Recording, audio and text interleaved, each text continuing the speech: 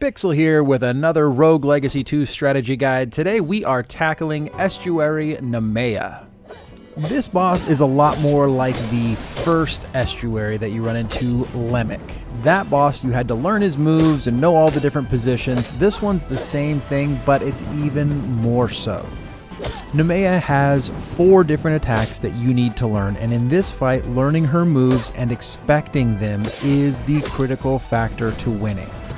The vast majority of the damage that you're going to take is because she does a move that you didn't anticipate and you're not prepared for it, and then it comes out of nowhere and hits you. The first attack, and the one that she opens up with the most frequently, is when she starts to spin, and it actually makes a spinning sound effect when she does this. This is the cue for her to do a dash, where she's going to move at you fairly quickly, but when she reaches her destination, she's going to shoot fireballs in all directions.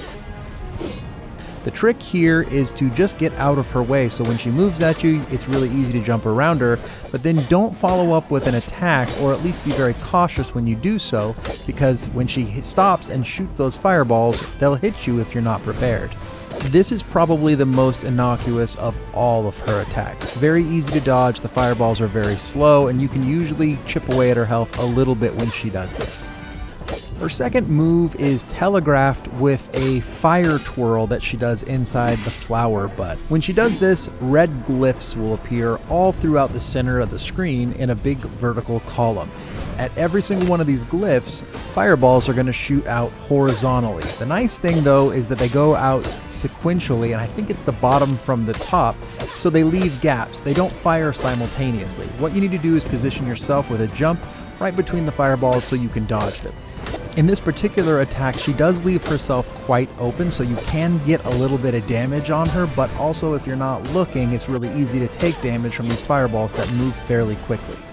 For her third attack, she telegraphs it by pointing down and kind of slumping over. This is by far her most deadly attack, at least in my opinion. It can manifest in 2 different forms.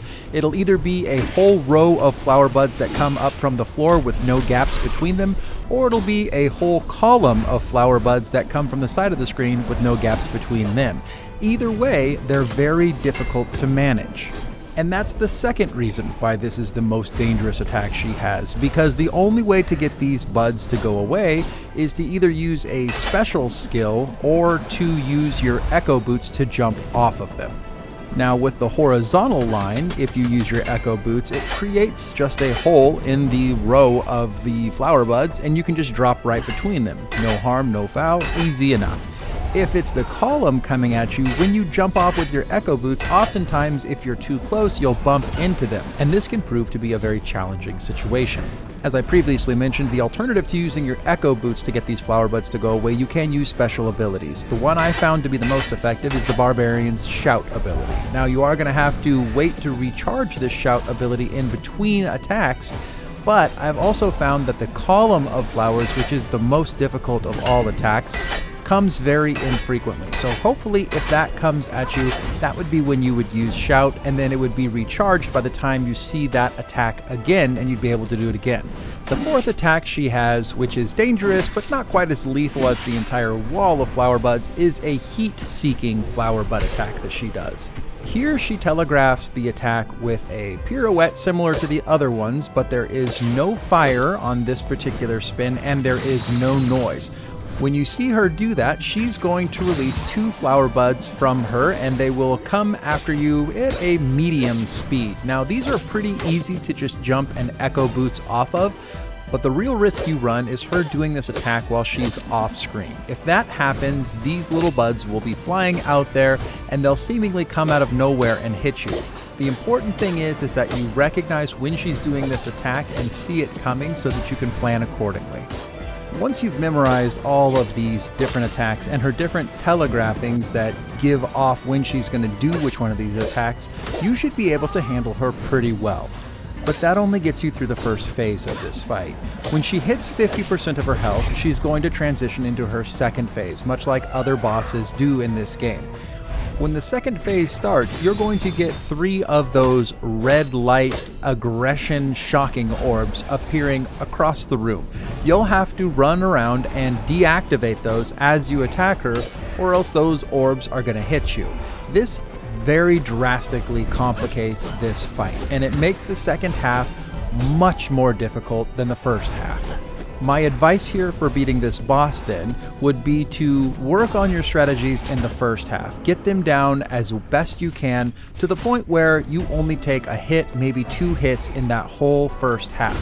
Telegraphing her abilities and seeing her attacks coming is going to be paramount, because in the second half of the fight, you're going to have to deal with running around and deactivating those orbs constantly so you can still do damage. It's going to slow your offensive strategy down drastically in that second half, because you're going to have to be constantly running around and turning off those orbs. One of the factors that makes this even more difficult is that the central red orb is on a platform in the center of the room that is not able to be just simply jumped to. You have to do a double jump off of one of the side platforms and do a dash to get up onto the platform. Now, you can deactivate the orb if you jump just right without actually getting on the platform, but in some cases it may be difficult to get up there, and deactivating that central orb may be a challenge. There is a trait for a higher jump height that I was lucky enough to get on one of my rounds that made it much easier to get up there and deactivate that orb. If you're lucky enough to get that trait, that may be very helpful, but it's unlikely that you'll get that specific trait. There are a number of other traits that can also help with this fight, but just use these strategies and gauge which ones would be helpful in the approach that you choose to take. Overall, I really enjoyed this boss. I think this one was much better than the giant pirate skeletons. It was less brute force. You really have to learn all the different patterns of this boss. It's also the most difficult boss that they've come up with so far. If you struggled with the first boss, Lemic, you're going to struggle with this one even more, because it's kind of the same idea where you're learning patterns, but it is to a harder degree here. But again, if you just watch that telegraphing for which move is going to come out, you be patient and practice, eventually, regardless of however many levels you have, you will win this fight. If you enjoyed this strategy video, then like it. And if you haven't subscribed to the channel yet, you should take a look at my channel, because I have a lot of other strategy guides for Rogue Legacy 2, but I also do a lot of reviews. In fact, that's primarily what I do, is reviews for indie games. Check some of those out, and if you like that content, then consider subscribing. Thanks for hanging out with me, and until next time, this has been Pixel.